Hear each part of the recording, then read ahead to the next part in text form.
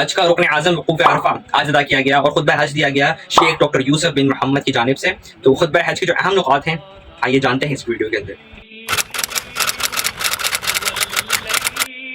تو آج کے اگر خطبے کی اگر ہم بات کریں تو آج کے خطبے کے اندر جو کانسیپٹ دیا گیا وہ یونٹی کا تھا, اور قرآن کریم فرقان حمید میں جو آیت ریلیٹ کرتی ہیں یونٹی کے ساتھ اور حدیث میں جو ذکر آتا ہے یونٹی کا, اس کا جا بجا ذکر کیا گیا آج کے خطبے کے اندر. تو اس سے ہمیں پتہ چل رہا ہے کہ آج کے خطبے کی جو مین تھیم ہے یا سینٹرل کانسیپٹ ہے وہ یونٹی پہ بیس کرتا ہے, اتحاد امت پر بیس کرتا ہے. اور اس کی وجہ یہ ہے کہ آج اگر ہم دیکھیں تو دنیا کے اندر تقریباً 56 سے 57 اسلامی ممالک ایگزسٹ کرتے ہیں, لیکن ہم لوگوں کا مسئلہ یہ ہے کہ وی آر ناٹ یونائٹ.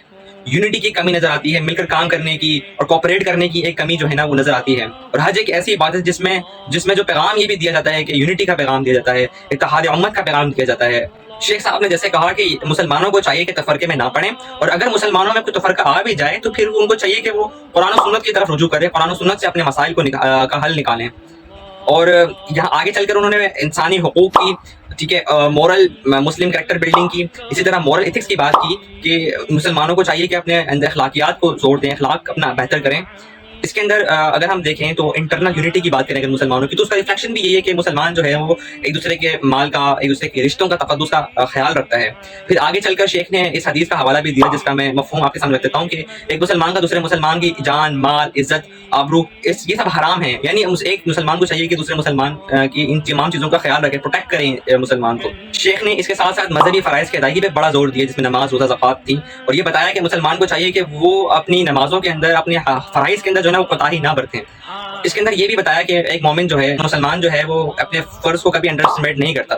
اس کی وجہ یہ ہے کہ مسلمان فرض کی اہمیت کا تعین اللہ رب العزت کے حکم سے کرتا ہے, نہ کہ اپنی عقل سے.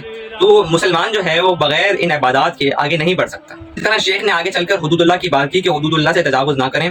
اگر ہم لوگ دیکھیں تو اسلام کے عبادات کے ساتھ ساتھ ایک کانسیپٹ ہمیں نظام کا بھی نظر آتا ہے, اور نظام اسلام جو ہے اپنے جو ماننے والے ہیں ان کو ایک کانسیپٹ پرووائڈ کرتا ہے نظام کا.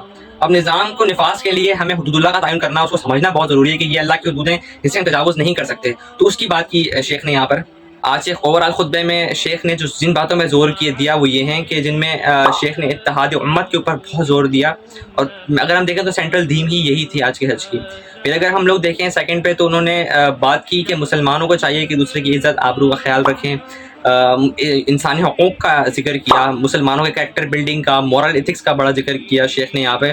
اسی طرح فرض ادائیگی کا جس میں نماز, روزہ, زکوٰۃ ہے اس کا ذکر کیا کہ اس کو کچھ اسلوبی کے ساتھ پورا کریں. اسی طرح حدود اللہ کا ذکر کیا کہ حدود اللہ سے تجاوز نہ کریں. تو یہ کچھ مین کانسیپٹس ہے آج کے حج سے ریلیٹڈ.